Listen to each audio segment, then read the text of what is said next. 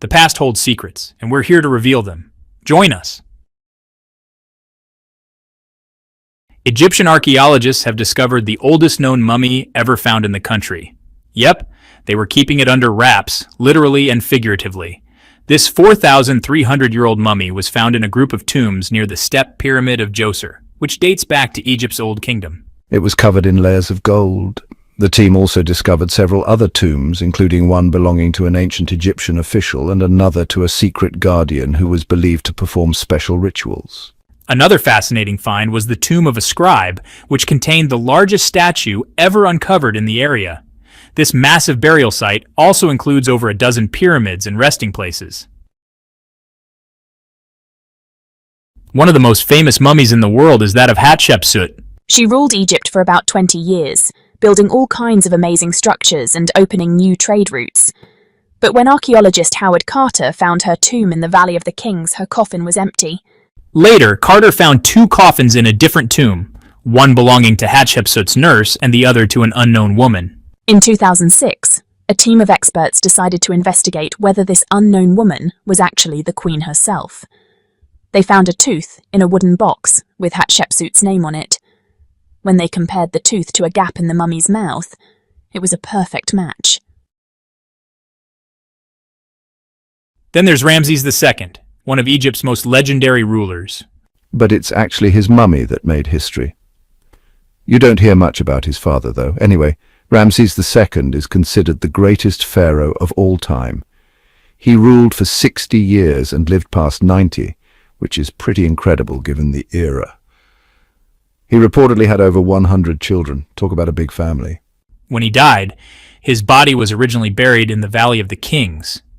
But after some tomb raiders tried to steal all the treasures, the priests secretly moved his body to keep it safe. Fast forward to the 1800s, and Ramses' mummy was discovered along with those of other important rulers and officials. But it wasn't in great shape, so archaeologists flew it to Paris for preservation. But here's the catch. They couldn't legally move him to another country without proper documents. The solution? They gave Ramses II his own passport, listing his profession as king, complete with a photo. Now, most mummies aren't exactly known for having great skin, but the ancient woman nicknamed the Lady of the Dyes is an exception. No, not that kind of dye. This wealthy woman from ancient times was found in an ornate tomb in 1971, and she looked incredible. Well, for a mummy. Thanks to the special conditions in her tomb, like the humidity and lack of oxygen, her body was almost perfectly preserved. Her skin was soft, her hair was in great shape, and she was still flexible. The museum now proudly displays her mummy, along with luxury items she was buried with, like fancy dinner clothes and musical instruments. Experts examined her more closely and found that she died of a heart attack around age 50, and that was over 2,000 years ago. The Lady of the Dyes is still making headlines.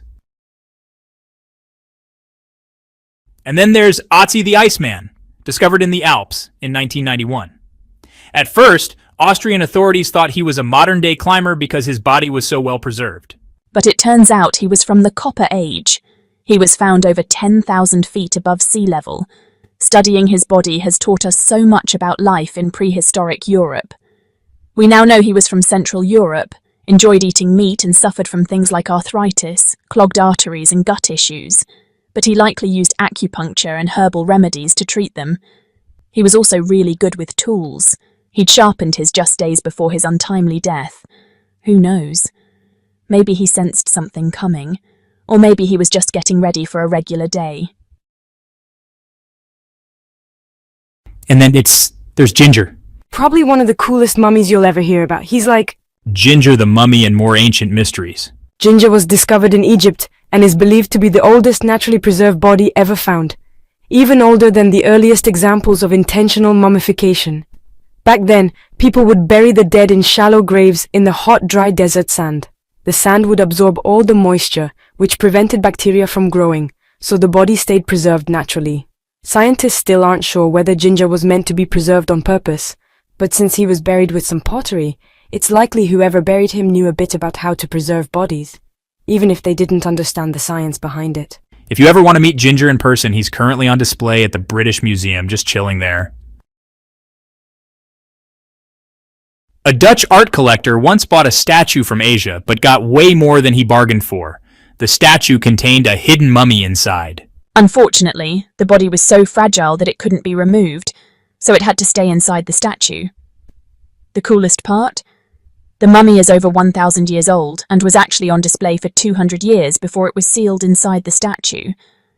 When scientists scanned it using a CT scan, they discovered that the mummy was filled with paper scrolls. Yes, inside the body. Experts think the person may have undergone a ritual known as self-mummification, a super intense process that involved a special diet and herbal teas that made the body less appealing to bacteria. Very few people could complete this process, and those who did were held in very high respect. No Egyptian queen has baffled scientists and historians more than the stunning Nefertiti. Based on statues of her, she was known for her slender neck, wide eyes, and high cheekbones. Her name literally means the beautiful woman has come. Talk about living up to your name.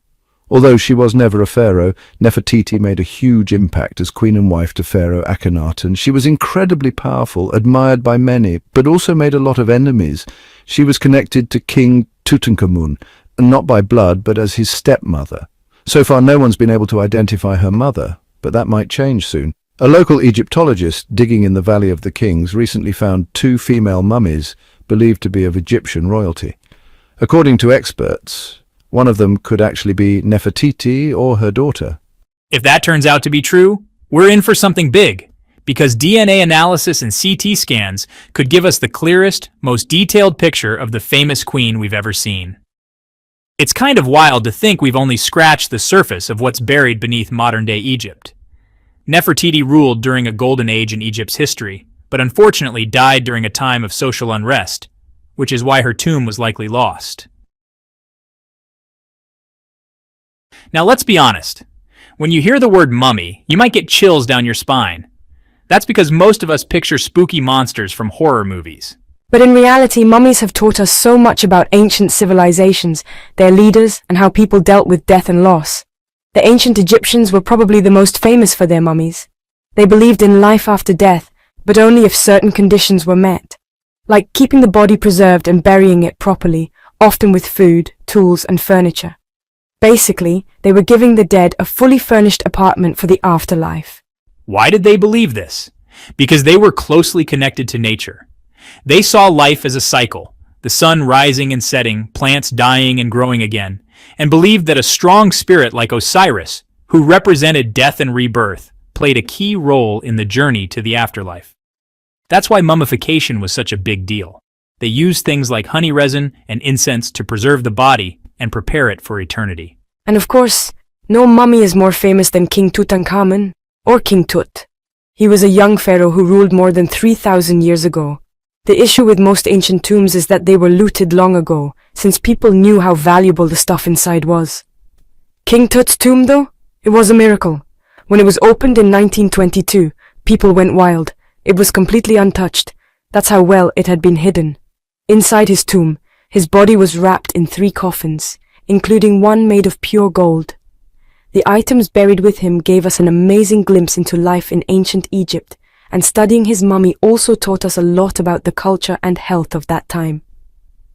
We also learned a lot about King Tutankhamun's family by analyzing his DNA. Scientists discovered he had malaria and a foot condition that probably made it hard for him to walk. Another famous pharaoh was Ramses II, who ruled Egypt for an incredible 68 years, a really long time for that era. He was well known for his military campaigns and massive building projects, and many of the things built during his reign still exist today, including a huge statue of him. Ramses II was about 6 feet tall and lived to be around 90 years old, which is pretty impressive. After examining his mummy, scientists believe he may have had a spinal condition that affected his posture. Remember those tomb robbers we mentioned earlier? They might be the reason why Ramses II ended up buried in a simple coffin in a hidden collection of royal mummies at Deir el-Bahari, which was rediscovered in 1881.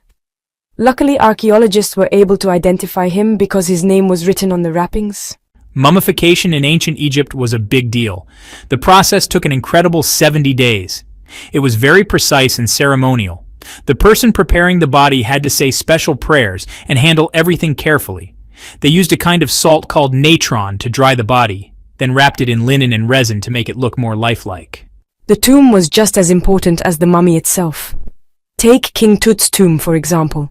Its walls were beautifully decorated with detailed artwork showing his journey to the afterlife, from his funeral procession to his passage through the underworld.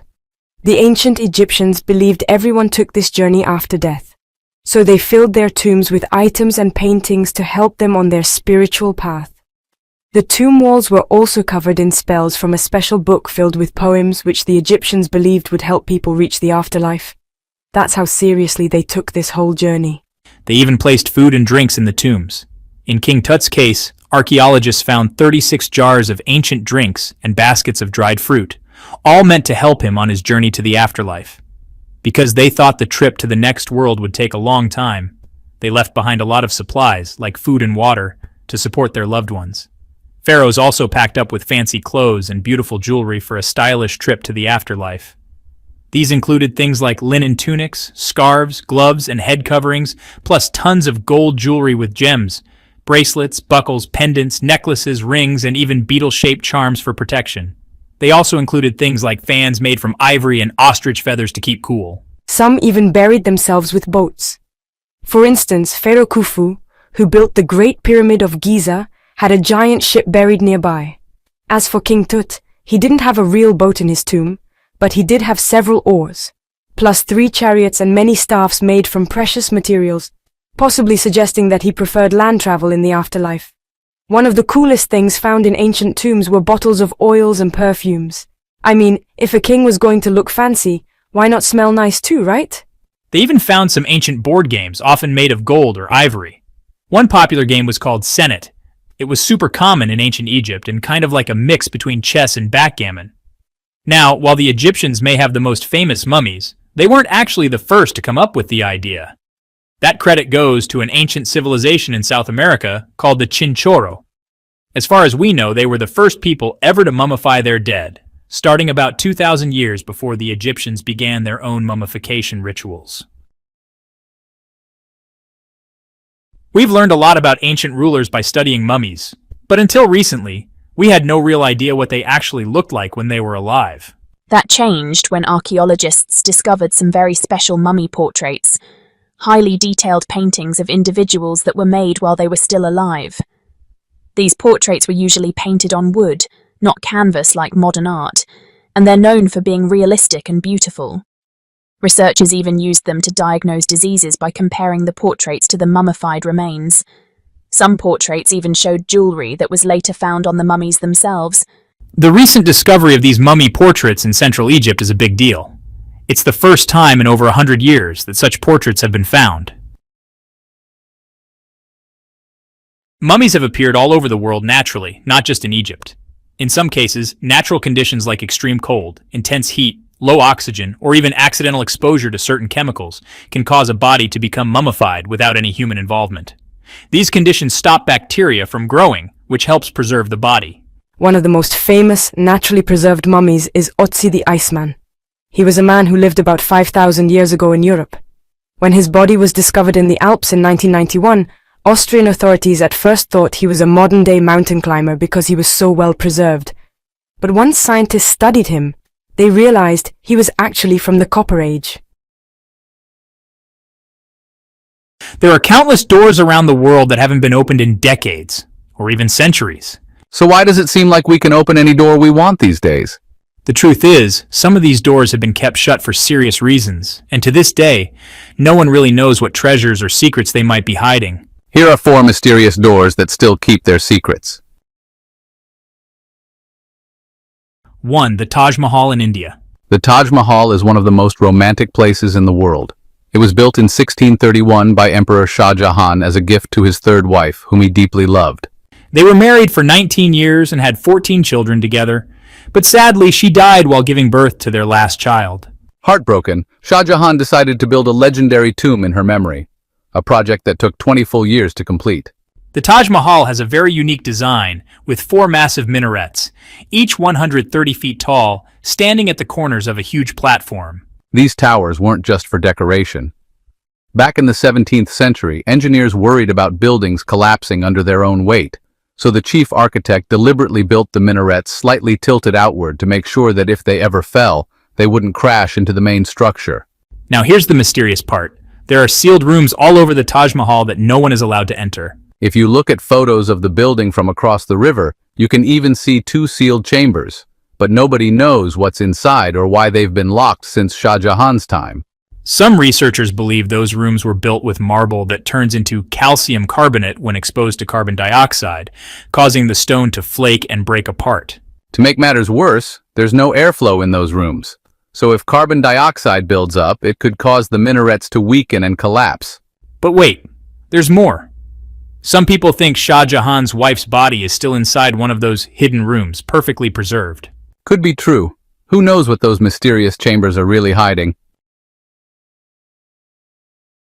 2. The Great Sphinx of Giza in Egypt. The Great Sphinx is surrounded by mystery. It's not just the largest stone statue in the world, it's also a mythical creature with a woman's head and a lion's body, rooted in both Egyptian and Greek mythology. The Sphinx is incredibly ancient. It's thought to be around 4,500 years old. It took around 3 years and 100 workers who were not slaves to carve this massive statue. In fact, they were well fed with meals like goat and lamb. The Sphinx is also believed to have originally been much bigger than it looks today. Archaeologists found massive blocks of stone and abandoned tools around the area, hinting at the scale of the original structure. But the real mystery lies beneath the Sphinx, specifically under its paws. Scientists using seismic equipment discovered 2 hidden chambers underground. Some believe these could be the legendary Hall of Records, said to contain ancient scrolls and knowledge about the universe. That's cooler than any library I've ever seen. There are even wild theories that the Egyptians knew about Atlantis and that the proof is hidden in those chambers. Basically an ancient version of a conspiracy theory. Sadly, we can't just go explore. The site is off limits. 3. Padmanabhaswamy Temple in Kerala, India. Located in the beautiful state of Kerala, this temple is famous not just for its stunning design, but for the secrets buried beneath it.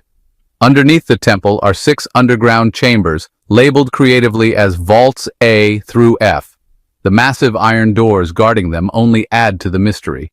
A few years ago, authorities decided to open some of the vaults, but it was not an easy task. You can't just swing the doors open and walk in. It took a lot of effort, and after all that, they discovered almost nothing.